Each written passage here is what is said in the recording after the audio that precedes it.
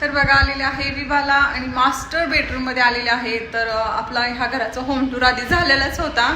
तर तुम्ही home tour मध्ये बघितलेलं आहे की मास्टर बेडरूमचे जे बाथरूमचा डोर आहे ना, तर बघा आता ह्या साईडला केलेला आहे.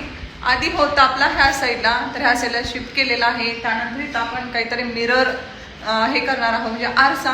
कारण की ह्या साईडला जे आहे ना, त्या साईडला अजिबातच तिकडे मोठा असा वॉर्डरोब करायचा आहे, त्यामुळे इकडे मिरर करायचं ठरलेलं आहे. आणि आता डोर्स वगैरे लागलेले नाही आहेत, आणखी डोर वगैरे पण लागेल. तर डोर असा लागल्यानंतर बहुतेक डोरच्या बॅक साईडला ना तिथे थोडंसं पावडर म्हणजे डेली यूजचं जे असतं ना, त्यासाठी हे करायचं आहे. आणि दुसरी एक गोष्ट, तर ह्या साईडला बघा एक खूप मोठी अशी विंडो होती, इकडं आपला डोर.